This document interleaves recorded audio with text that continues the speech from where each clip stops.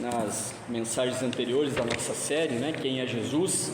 Essa pergunta que, como eu tenho falado, precisa calar no nosso coração muito profundamente e falar ao nosso coração, porque é a pergunta que faz com que a gente reflita se de fato nós temos sido discípulos de Jesus, seguidores de Jesus e conhecemos Jesus, né? Como eu falei na primeira mensagem, que Jesus é a máxima revelação de Deus, é por meio de Cristo que a gente enxerga Deus, né? Vamos falar assim.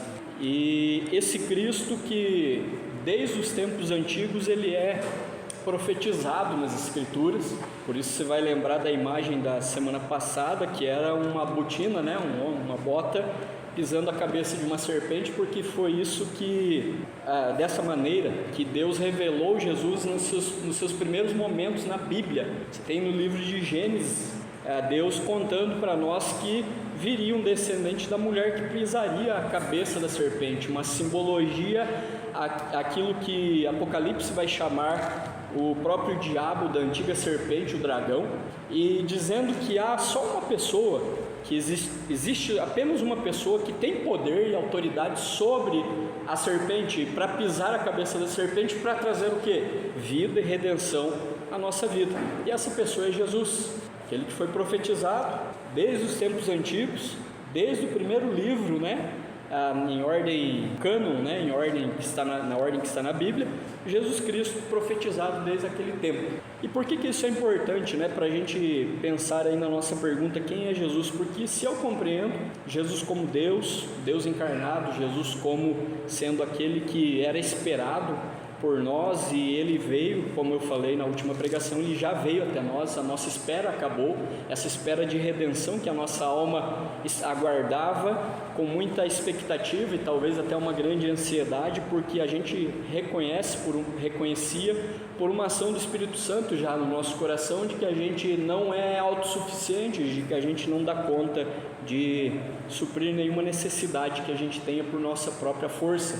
E Deus supriu então essa necessidade espiritual de que a gente fosse preenchido por Ele mesmo, e a gente teve então a nossa espera concluída, cessada, e esse esperado é Jesus. E por que a gente tem que pensar também nisso? Porque quando eu reconheço que Jesus é Deus, eu reconheço que havia uma necessidade no meu coração, de que esse Jesus era o esperado da minha alma, e um dia ele chegou e veio de encontro a mim, e ele supriu essa necessidade maior do que todas as outras necessidades, como até eu falei anteriormente, que a nossa ansiedade maior não é comida, não é bebida, não é roupa. Essas coisas são importantes, mas não são o essencial. O essencial é aquilo que a gente busca e tem de Deus. A gente responder essa pergunta entendendo essas coisas. Por que é importante? Porque depende da resposta que a gente der a essa pergunta, a saber quem nós somos diante de Deus, saber e entender aquilo que a Bíblia vai chamar de uma filiação divina na nossa vida. Porque antes da leitura do texto propriamente dito, da mensagem, né? É importante a gente pensar nisso, que Deus ele nos chamou a minha vida, chamou a sua vida, chamou cada um de nós para sermos filhos dele. É interessante que a Bíblia, na Bíblia, Deus ele sempre vai fazer essa referência, trazer esse referencial de uma filiação. Você pode reparar que na leitura bíblica há padrões. Você vai olhando as histórias, né, especialmente o Antigo Testamento, você vê quando Deus ele se refere ao seu povo como sendo um povo que é filho ou filha. Quando Deus, através dos profetas, vai dizer assim: minha filha, Jerusalém, minha filha, né? Vai chamar o povo dele com esse termo de filiação. Você vai ver esse padrão também desde que Deus estabeleceu Adão e Eva, e eles tiveram seus primeiros filhos, e quando o próprio Caim ele é acusado por Deus em saber, né, que onde estava o seu irmão, onde é que estava o seu irmão Abel, e Caim volta-se para Deus e diz assim: por acaso eu sou o tutor do meu irmão? Ou seja, eu sou o pai dele, eu sou alguém que tem que cuidar dele. Esses padrões se repetem quando você tem aí de forma um pouco mais específica, né? Quando nós temos aqueles personagens mais famosos ali do Antigo Testamento, Abraão, Isaac, Jacó, né, que depois se torna Israel, você vai sempre ter esse referencial. O Abraão era pai do Isaac. E toda uma história se desenvolve ao redor dessa filiação, desse padrão de alguém é filho de alguém. E na Bíblia toda, então a gente vai encontrar essa ideia, né, de alguém ser filho de alguém. Deus nos criou para sermos filhos de alguém. Você é filho de alguém, né? Você tem seus pais para que você chame de pai, de mãe, e independentemente da sua vida que você teve com seu pai, se é que ele ainda existe, né? Ou já não está mais entre nós, independentemente da forma como você se relacionou com seu pai, ou se relaciona com seu pai, se ele é um bom pai ou não, Deus ele mostra que ele de fato é um pai em excelência, é um pai que se relaciona com filhos de uma forma excelente. Eu costumo dizer, eu já aconselhei, eu lembro assim de pelo menos 2 pessoas que eu tive a oportunidade de aconselhar e elas trouxeram esse problema, né, com o seu pai. Tinha um problema com o seu pai era muito mau, o seu pai era muito desleixado com a família, e eu falei para a pessoa, eu disse, olha, mas o seu padrão como discípulo de Jesus, não que essa situação que você está enfrentando não seja importante, porque ela é porque está te trazendo um sofrimento, mas você tem que aprender a olhar agora para um outro padrão de pai, que não é o seu pai terreno, porque o seu pai terreno de fato, ele é limitado, ele é imperfeito, e ele vai falhar com você, vai errar com você, vai pecar com você. Faz parte da nossa limitação, não que seja justo e correto, mas você tem que olhar para um padrão de pai que não falha, que é Deus. E se você compreende aquilo que você tem aprendido da Bíblia, você vai lembrar que Deus de fato é o seu pai, aquele pai que não falha. Aí eu pergunto, né, saindo agora daquelas pessoas que eu aconselhei, você se compreende como de fato um filho, uma filha de Deus, que tem um pai que se importa com a sua vida? Nós vamos ler o texto do Evangelho de Marcos, capítulo 1, versículos 9 a 11, Evangelho de Marcos, capítulo 1, versículos de 9 a 11, e eu quero hoje conversar aqui sobre esse tema, que Jesus é o autêntico, né, o autêntico Filho de Deus. É o Filho de Deus por excelência. Evangelho de Marcos, capítulo 1, de 9 a 11. Farei a leitura, acompanhe no slide ou na sua Bíblia. Diz o texto: Naqueles dias veio Jesus de Nazaré da Galileia, e por João foi batizado no rio Jordão. Logo ao sair da água, viu os céus rasgarem-se, e o Espírito descendo como pomba sobre ele. Então foi ouvida uma voz dos céus: Tu és o meu Filho amado, em ti me comprazo. O Evangelho de Marcos, ele inicia apresentando Jesus como sendo o Filho de Deus. O Evangelho de Marcos, dizem alguns estudiosos da Bíblia, que ele é como se fosse um álbum de fotografias do ministério de Jesus, até porque ele é o mais curtinho, né? Você vê que textos que estão nos outros evangelhos, que o autor, o evangelista, ele vai discorrer com mais detalhes, ele vai trazer alguns detalhes que são importantes para a gente compreender o que estava acontecendo, não somente naquela situação no ministério de Jesus, mas o que estava acontecendo ao redor. Marcos, ele tem esse formato, né, de escrever assim um pouco mais curto. Por quê?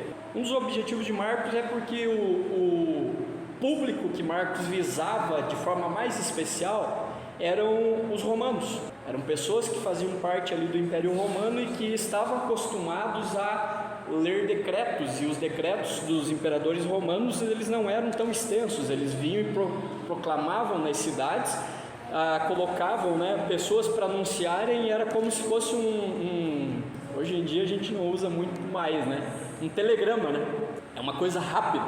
Então Marcos, ele tem essa característica, por isso que o batismo de Jesus, quando Marcos vai relatar aqui, ele relata de uma forma mais sucinta, ele coloca as informações mais importantes e mais imediatas que eu e você precisamos saber, que o leitor do seu evangelho precisa saber. E Marcos, de uma forma bem curta, ele nos conta que Jesus, ele veio de Nazaré, né, da Galileia, ele se encontra com seu primo João, que até então, se você ler os outros evangelhos, né, Mateus, Lucas e João, nessa mesma passagem, o João mesmo vai dizer assim: eu não conhecia ele até hoje. Espera aí, Jesus era primo de João. Quando Maria se aproximou de Isabel, o João chutou a barriga da Isabel e aquele negócio todo. Como que eles não se conheciam? A gente acha que eles moravam, né? Jesus morava aqui em Taquarituba e João morava ali em Itaguaí. Não era assim. A distância entre as regiões que eles moravam era um pouco longa, ainda mais a pé, né? Ainda mais a pé, se fizesse trajeto. Então, quando Jesus vem até João para ser batizado, veja que nesse momento aqui o próprio texto não vai trazer, né, que aquela fala de João, quando ele diz assim, que ele não era ele que tinha que estar batizando Jesus, mas é pelo contrário, né? Ele que tinha que ser batizado e ele não era digno de desatar a sandália. Enfim, João nos outros evangelhos dá toda, né, uma explicação. Não, aqui o Marcos está dizendo o seguinte: esse João, que é primo de Jesus, que até então não o conhecia, né, de certa forma ele tem esse encontro com Jesus e veja, olha que interessante, diz que Jesus veio até João, não foi João que mandou chamar Jesus. Preciso gastar um pouco do tempo aqui para te explicar esse contexto, para que a gente chegue no versículo que eu quero trabalhar aqui, para você compreender que esse momento que está acontecendo no ministério de Jesus, ele não é só importante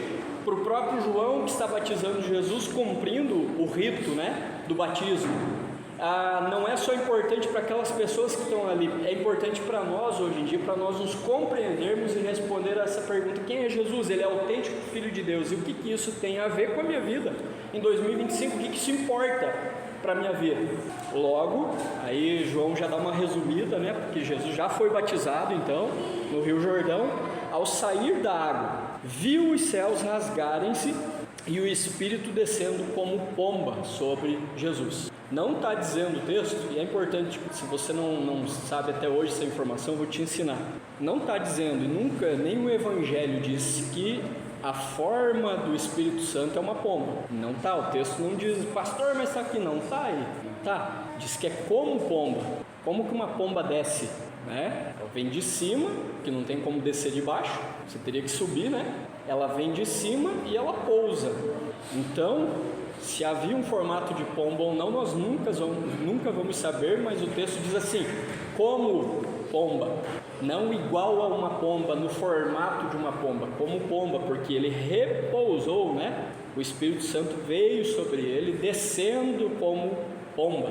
Então só aí fica, né, curiosidade para você ler o texto como está no texto. E aí foi ouvida uma voz dos céus. Esse é um momento épico, um momento, né, muito importante, porque não foi João que falou essas palavras, não foi José que falou essas palavras sobre aquele rapaz, aproximadamente uns 30 anos, né?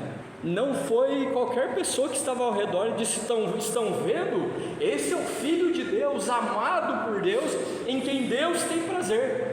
Não, o texto nos conta que foi ouvida uma voz dos céus, a própria voz de Deus, dizendo quem era aquela pessoa que está sendo ali um rito simples, rotineiro, né, no ministério de João, porque a Bíblia diz, né, que as pessoas vinham até João para serem batizadas por ele.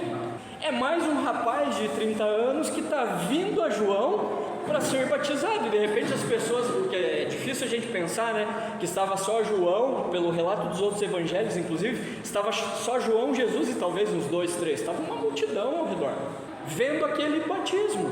Mais um, olha, tá vendo? João vai batizar alguém ali. Mas quando João, ele fala que esse alguém não é qualquer um, né, não é um de nós, pecador ali, imperfeito, que está sendo batizado por ele, e aí para fechar com chave de ouro esse momento, vem ainda uma voz dos céus e diz assim: tu és o meu filho amado. Veja que Deus não falou assim para as pessoas: vocês estão vendo esse rapaz?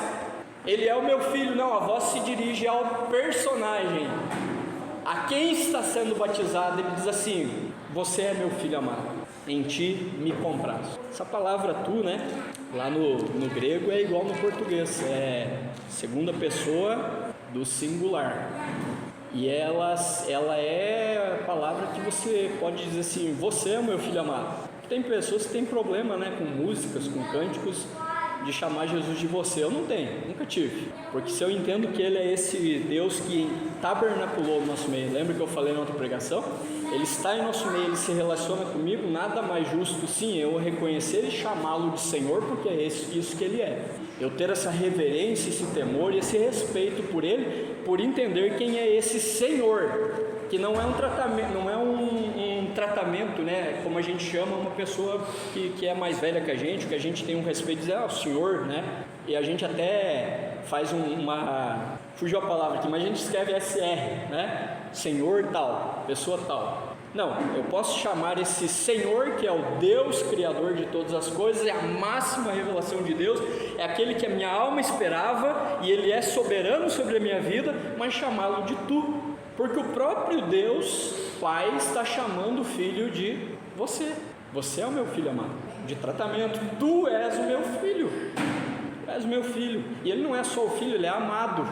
Deus está dizendo o seguinte, eu amo essa pessoa, e eu não só amo Ele, eu tenho prazer nele. É por isso que a Bíblia vai nos dizer que em Cristo reside toda a plenitude da divindade. Porque quando eu quero enxergar a Deus, me relacionar com Deus, não há como eu fazer isso, ter essa atitude de relacionamento e até de enxergar, como eu falei na outra pregação, né, que a gente talvez nunca enxergará Jesus na nossa frente ali, nesse momento da história. Mas a gente já o vê pelos olhos da fé e tem comunhão com Deus por meio de Cristo. Não há como ter comunhão com Deus se não for por meio de Jesus. Por isso que quando eu respondo quem é Jesus, Ele é Deus revelado, Ele é aquele que eu esperava, eu tenho que compreender Jesus como sendo o próprio e autêntico Filho de Deus, porque é assim que a Bíblia vai se referir a Jesus. Não basta eu simplesmente citar por citar, porque eu aprendi na igreja, porque a igreja presbiteriana ensina isso, não só a nós, né, mas também que Deus é Pai, Filho e Espírito Santo. Algumas pessoas às vezes confundem achando que é 3 deuses. Não, é um Deus, 3 pessoas, né? Deus tem personalidade. E eu entender que esse Filho, que a Bíblia está chamando Ele por esse nome, é o próprio Deus. E Ele é o Deus da minha vida. Ele é o Deus que me resgatou, que me redimiu, que me salvou dos meus pecados. E veja que não é qualquer pessoa, porque o próprio Pai, nesse momento especial aqui do batismo, Ele diz que Ele é o Filho amado, próprio Deus mostrando quem era aquela pessoa que estava ali e dizendo, de fato, Ele é aquele que as profecias e as escrituras antigas diziam que Ele viria. E esse Filho, Ele é amado por mim. Por isso que Jesus, não tem como falar, né, sobre Jesus sem fazer sempre referência ao Evangelho de João, porque João, ele destrincha para nós, né, a pessoa de Jesus e mostrando especialmente Jesus como sendo esse Filho amado de Deus. Por isso que João 3,16, que é o famoso e clássico, porque Deus amou o mundo, Ele deu um Filho, Ele nos entregou o seu Filho unigênito. O próprio Isaías já vai falar disso, porque a gente viu na pregação anterior que esse filho, ele nasceu um dia, uma noite, né? Ele nasceu na cidade de Belém. Isaías vai dizer o seguinte, um filho se nos deu. E aí Deus vem agora que Jesus já nasceu, como em Lucas, vimos semana passada, né? Ele já está começando, iniciando o seu ministério. No momento do seu batismo, Deus vem novamente e chama essa pessoa de filho. Ele diz assim, tu és o meu filho. Entender, irmãos, a filiação de Cristo é muito importante para a nossa fé, é muito importante para a minha vida, e aqui eu quero afunilar de forma assim específica, para mim, André, para você. É muito importante a gente entender que Jesus é Filho de Deus, porque entender a filiação de Jesus implica no meu entendimento da minha filiação a Deus, porque só por meio de Cristo nós fomos e podemos ser chamados de filhos de Deus. Não há outra maneira. É aquela clássica frase que muitas pessoas dizem por aí, né? Mas eu mereço, porque eu também sou filho de Deus. Todo mundo quer ser filho de Deus, ainda mais se esse Deus é apresentado apenas como um Deus bonzinho, né? Um Deus que está ali para atender todos os meus pedidos, um Deus que está ali para trazer solução para todos os meus problemas, enfim, é um Deus dessa forma, até ele é inventado pela cabeça humana, mas seria um Deus assim, nossa, que Deus maravilhoso, que Deus bonzinho que é esse, né?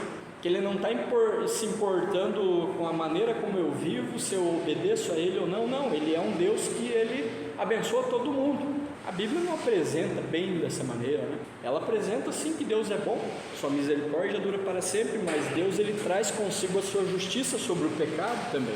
E é por isso que muitas vezes as pessoas confundem, porque elas só olham uma face da moeda de Deus, elas só têm um entendimento, talvez por não entender de forma correta, né, Deus, segundo a Bíblia.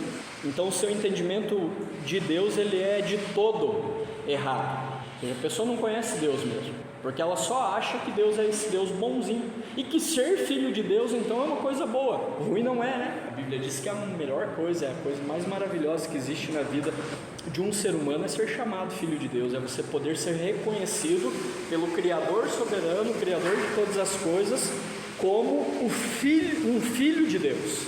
E essa filiação, então, o entendimento dessa filiação, melhor falando, é importante porque implica na forma como eu vou viver nesse mundo. Eu vou olhar para Jesus nas Escrituras, e se Deus chamou ele como um filho amado, e eu me torno filho de Deus, depois eu vou citar alguns textos aqui para você, eu me torno filho de Deus por meio de Jesus, então eu tenho que viver como esse filho de Deus autêntico vive, ou viveu, como um filho amado. Como que eu sou amado por Deus? Deus, ele tem um amor incondicional por nós. Deus, ele não olha para as nossas limitações, imperfeições e erros para nos amar. Pelo contrário, é porque nós somos limitados, imperfeitos e erramos que Deus tinha que nos amar, porque Ele é assim, Ele é amor.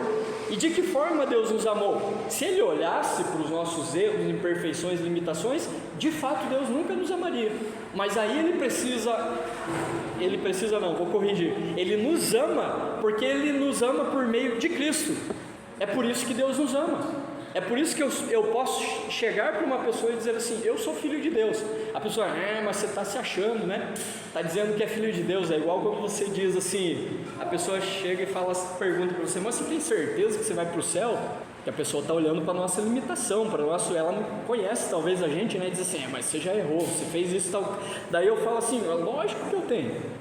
Mas você não é tão bom assim, você erra, Aí a gente compreende o Evangelho, a gente sabe que não é pelas nossas obras, não é por aquilo que a gente faz, é pelo amor de Deus. E como que Deus nos ama ao ponto de que Ele não olha para as nossas imperfeições, senão, se Ele olhasse, Ele não nos amaria mesmo.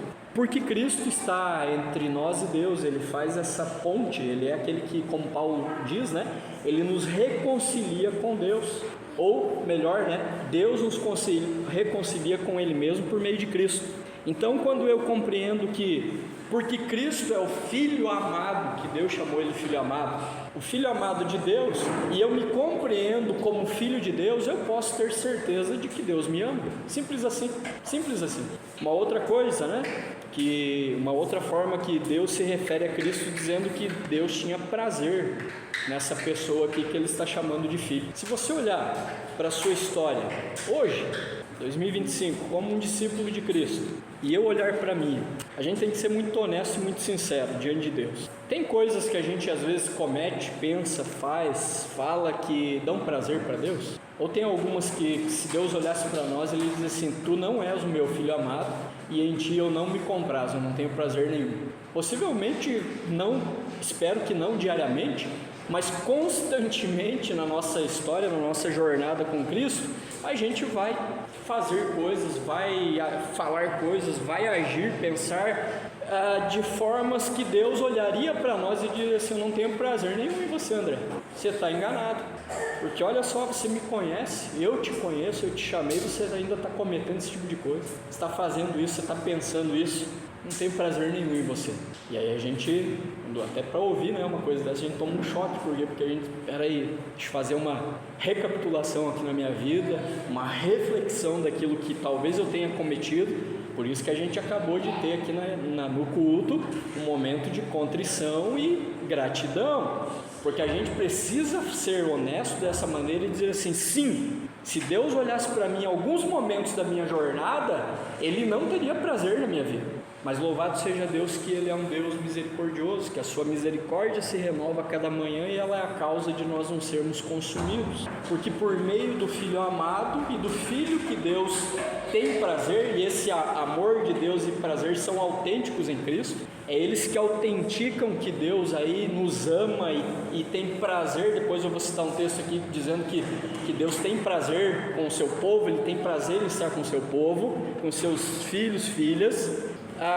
Deus de fato nos olha, não por esses momentos que Ele não teria prazer em olhar para nós e em dizer assim: eu era seu pai até ontem, André, mas hoje não dá, hoje não dá, olha o que se fez, não ouse abrir a boca para dizer assim: eu sou filho de Deus. Pesado, né? Mas é uma realidade. Se Deus nos olhasse e nos amasse por circunstâncias, e em um momento desse, um dia desse que eu pequei, que eu errei, Deus teria todo o direito de dizer assim: eu não te amo mais. Mas a Bíblia conta para nós dessa insistência santa e maravilhosa de Deus em continuar nos amando, em continuar renovando a sua misericórdia pela nossa vida. E aí que mora a beleza do Evangelho, porque isso é graça de Deus. Deus não nos agracia por aquilo que eu faço para Ele de bom, e Ele diz assim: vou anotar aqui coisa boa, vou te aceitar. Naquele dia que eu não fiz uma coisa boa, eu errei, eu pequei, Deus, não, vou riscar seu nome do livro da vida aqui, como se fosse um risca-rabisca paga do nome do livro da vida. O nosso nome não é assim, porque segundo Deus chamou Jesus, que Ele é o Filho amado e tinha e tem prazer em Cristo, nós somos alvo do mesmo amor e do mesmo prazer, deleite, que o Salmo vai usar muito essa palavra, né? Deleite, né? Deus se deleita com o seu povo, esse prazer que Deus tem em ter comunhão conosco. E veja, irmãos, o privilégio que é isso na nossa vida hoje, como eu falei no início do pleno 2025, porque quando eu compreendo que Cristo é o Filho de Deus, veja que a gente está vindo numa soma, né? Primeiro, a Bíblia apresenta que Deus se revela em Cristo. Esse Deus que se revela em Cristo, Ele é profetizado, e um dia Ele vem. E agora a gente, a partir desse domingo, dessa mensagem, a gente vai pensar nessa ideia: Ele já está entre nós, e mostrando muitas coisas que a gente vai ver ao longo de toda essa longa série que a gente vai pensar aqui em quem é Jesus. E é importante nesse momento, nesse início da caminhada aqui, a gente entender por que Cristo, ou melhor, por que a filiação de Cristo é importante na minha vida, para que eu me compreenda como filho, como filha de Deus, para que eu tenha condições, capacitação, por que não chamar assim, para viver nesse mundo. Porque cada circunstância que eu enfrentar nesse mundo, nesse momento da minha história difícil, eu preciso me lembrar que eu sou um filho de Deus e que eu não estou sozinho. Cada momento de alegria, de prazer, de felicidade que eu tenho, eu preciso lembrar que eu sou um filho de Deus, uma filha de Deus, e portanto eu tenho esses momentos porque um pai que é diferente, talvez do meu pai humano, falho, limitado, me proporciona esses momentos. É importante eu saber, porque naquele momento mais complicado, triste e mais terrível da minha história que eu porventura venha passar, eu tenho um pai que não me desampara e tem todos os recursos do universo todo para me ajudar. Lembra que na pregação anterior eu falei: não estou dizendo que Jesus não tem poder para resolver os nossos problemas, Ele tem, mas Ele também é o Jesus que em muitos problemas e dificuldades Ele não resolverá, Ele passará conosco. E de que forma Deus vai passar conosco? Jesus vai passar conosco, nos sustentando. Um sinal clássico, e eu sempre lembro, às vezes eu lembro aqui nas pregações, na devocional, eu falo assim: um sinal do cuidado de Deus na sua vida é que você está aqui. Você já passou por tanta coisa na sua história, vamos pensar em só coisa ruim mesmo, né? Coisa pesada, difícil. Você já passou por tanta dificuldade até aqui, talvez diferentes das minhas, que para mim, o que você passou, talvez para mim não seria tão dificultoso, e vice-versa. Mas já passamos por tantas coisas assim, e estamos continuando. Por quê? Que sinal mais claro do que esse de que Deus continua conosco, de que Jesus continua cumprindo aquilo que Ele falou, porque Ele quis falar, não porque a gente tem algum poder, autoridade sobre Ele, e exigir, dizer: eu determino que o Senhor me cuide, que o Senhor me sustente. Não, ele faz porque ele é amor, porque ele é o Filho amado, o Filho que dá prazer para Deus. Ele continua nos sustentando, porque é ele que tem esse poder, essa autoridade de cumprir aquilo que ele disse. Eu não vou deixar você, fique tranquilo, relaxa, você não está sozinho. Nos momentos mais difíceis da sua história, eu estou com você. E por que a gente tem essa certeza, né? Veja 3 textos que eu vou ler para você aqui. Um deles aponta para a nossa identidade de filho por meio de Cristo. João capítulo 1, versículo 12. Mas a todos quantos o receberam, deu-lhes o poder de serem feitos. Quero que você grave essa frase do versículo, né? João 1, 12. Serem feitos. A gente não se faz filho de Deus, e por isso que as pessoas dizem: ah, mas eu mereço, eu também sou filho de Deus. Você é mesmo? O que te garante que você é filho de Deus? Não, porque eu faço coisas boas, porque eu não prejudico ninguém. Ninguém é feito filho de Deus dessa maneira.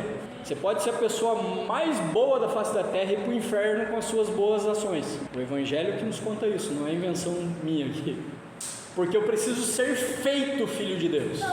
E sabe o que significa serem feitos? É serem feitos mesmo. É você não é, e você passa a ser alguém. E quem que fez isso? Deus. A todos quantos o receberam, ele deu o poder de serem feitos filhos de Deus, a saber, aos que creem no seu nome. Aí entra a fé. Não basta apenas achar que é filho de Deus e dizer: eu sou filho de Deus, eu mereço. Você tem que ter o X da questão aqui, né? O X do xadrez, né? O chá do xadrez. Você tem que ter Jesus Cristo, você tem que crer no seu nome. É isso que o Evangelho apresenta. E é isso que traz então para nós, que cremos no seu nome, que fomos feitos filhos de Deus, identidade de filho. Por isso que eu posso dizer: eu sou um filho, uma filha de Deus. Um outro texto de João também, mas na sua primeira carta, 1 João 3:1, diz assim: vede que grande amor nos tem concedido. Veja de novo a ideia. Não é a gente que concede a nós mesmos, foi concedido por alguém a nós. Nos tem concedido o Pai, a ponto de novo, olha, igual ser feito, a gente é chamado, a gente foi chamado, sermos chamados filhos de Deus. E de fato, João afirma, somos filhos de Deus. Por quê? Porque foi Deus quem nos fez filhos dele. Por isso que a gente é filho de Deus. É uma coisa, até eu diria, óbvia, né? Pela Bíblia, óbvio. Como que eu sou filho de Deus? Porque Deus me fez filho de Deus. Então, se Deus me fez filho de Deus, o que eu sou? Filho de Deus. É isso que João está falando e afirmando, né? E veja qual que é a palavra que que João, né, ele usa para se referir a esse ser chamado filho de Deus. Diz que Deus teve um grande amor por nós e nos concedeu esse amor. Como que Deus chamou Jesus? Tu és o meu filho amado. Somente por Jesus a gente recebe e compreende o amor de Deus. Então a gente tem João nos falando sobre a nossa identidade de filho, que nós somos feitos filhos de Deus. João nos falando que Deus nos ama, né? O amor de Deus por nós, seus filhos. E agora um terceiro texto também, agora no Evangelho de João novamente, capítulo 15, versículos 9 a 11, quero ler aqui. João 15, de 9 a 11, diz assim: como o Pai me amou, Jesus está falando, né? Repetindo aquilo que Deus falou no batismo dele: tu és o meu filho amado. Então, como o Pai me amou, também eu vos amei. Permanecei no meu amor. Não é para a gente fugir desse amor, não é para a gente se afastar, é para permanecer. Aí tem um se aqui, ó. Se guardardes os meus mandamentos. Como que a gente permanece no amor de Deus em Cristo? Se guardardes os meus mandamentos, permaneceis no meu amor. Ponto e vírgula. Jesus fala: isso aqui que tem que acontecer, ó. Esse é o padrão divino para você permanecer no amor. Obedeça os mandamentos. Assim como também eu tenho guardado os mandamentos de meu Pai e no seu amor permaneço. Ele está dando a referencial dele mesmo, porque ele é o Filho amado. Então vocês têm que olhar para mim, para vocês entenderem que Deus ama vocês e que vocês precisam caminhar com Deus e obedecê-lo. Porque eu faço isso. Lembro que eu preguei em outro momento que Jesus nunca pregou algo que ele não fez, ele sempre pregou algo que ele fez. E aí termina falando de prazer. Aqui, o texto, versículo 11, vai falar assim: tenho-vos dito essas coisas, que coisas? Do amor de Deus, para permanecer no amor de Deus, permaneça obedecendo a Deus, como eu permaneço no amor do meu Pai. para que o meu gozo esteja em vós e o vosso gozo seja completo. Tu és o meu filho amado em quem eu me comprazo, eu tenho prazer. É a palavra que significa aqui, né? O meu gozo esteja em vocês e o vosso gozo seja completo. As duas formas, tanto no Evangelho de Marcos quanto em João, capítulo 15, significam prazer. É por isso que a gente só tem prazer real na nossa vida, não é nas coisas que a gente pode conquistar, adquirir. Essas coisas são passageiras, elas até proporcionam de repente um prazer, uma alegria, só que momentâneo. Você conquista uma coisa, por exemplo, que você tanto queria, e de repente dali um mês aquela coisa se tornou rotina para você. Já passou, já teve essa sensação? Quer ver quem gosta de ler aí? Você compra um livro e aí você, né, toda hora você está no sistema lá, rastrear a encomenda. Eu sou assim, eu fico rastreando, quero ver onde é que está, quero ver que hora que chega. Que bom e que legal quando você vai no sistema lá e você está rastreando e diz assim, saiu lá do centro, né, de distribuição, e você faz as contas, então vai chegar amanhã, dali a pouco entrega, chegou naquele mesmo, quase que naquele mesmo momento que você olhou ali, né, meu Deus, mas parece que leu o meu pensamento. Aí passa um tempo, uma semana depois, se tornou mais um item lá, você olha, você leu pela metade, você olha, outra hora eu vou continuar lendo, e você não tem mais prazer que você tinha quando você comprou aquele negócio, você criou aquela expectativa, vai chegar. O prazer de Deus não é assim, o prazer de Deus ele é completo, não é isso que Jesus está falando? Para que o vosso gozo seja completo, não seja pela metade, você não deixe de ler o livro pela metade, não, seja completo. E como que é possível ter esse prazer em Deus? Por isso que a gente, dos ensinamentos, né, e doutrinas da Igreja Reformada é: qual é o fim principal do homem? Qual é o objetivo, o propósito para o qual Deus criou a humanidade? Que a gente tenha comunhão com Deus e possa ter prazer em Deus para sempre. Porque é baseado nisso que Jesus falou, que a gente tenha um gozo, um prazer completo em Deus.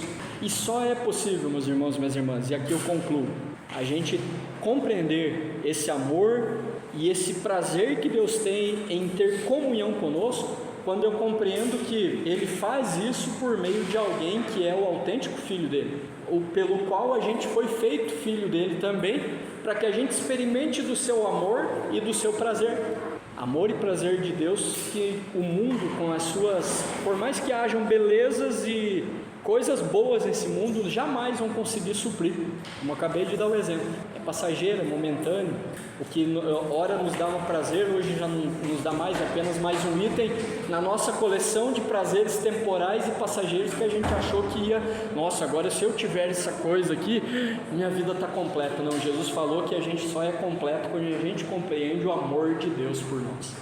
E só é possível compreender o amor de Deus por nós quando a gente se compreende como filho dele, como filha dele, como filhos de um Deus que é um Pai amoroso, que não falha, que não é imperfeito, um Pai que de fato nos ama. Eu concluo dizendo para você, quando você responde para você mesmo essa pergunta, quem é Jesus? E você responde, eu creio que Jesus é o autêntico Filho de Deus. Eu estou apontando também para essa realidade, porque eu estou afirmando isso e compreendendo que Jesus é o autêntico Filho de Deus, eu posso olhar para mim e dizer assim, louvado seja Deus, porque eu sou filho dele também.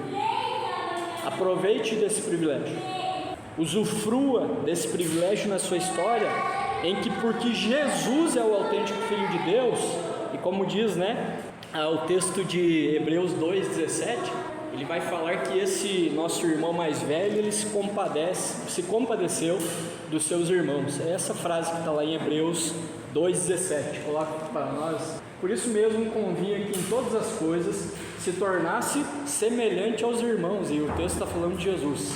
Não é heresia quando um pastor presbiteriano chama Jesus de nosso irmão mais velho. O texto está dizendo, porque ele é o primogênito, né? Se tornar semelhante aos irmãos para ser misericordioso e fiel sumo sacerdote nas coisas referentes a Deus e para fazer propiciação pelos pecados do povo, dos seus irmãos. Então, quando a gente entende esse privilégio, né, que Deus nos deu de podermos ser chamados filhos dele, porque há um filho autêntico, a nossa vida ela caminha. A nossa vida, apesar dos percalços, dificuldades, frustrações até mesmo que a gente enfrenta, ela é possível de continuar porque a gente não é limitado por essas coisas difíceis que acontecem, mas a nossa vida é fundamentada na nossa filiação divina. Somos filhos e filhas de Deus, porque Deus tem um filho que é amado e que nele Deus tem prazer. Que Deus os abençoe.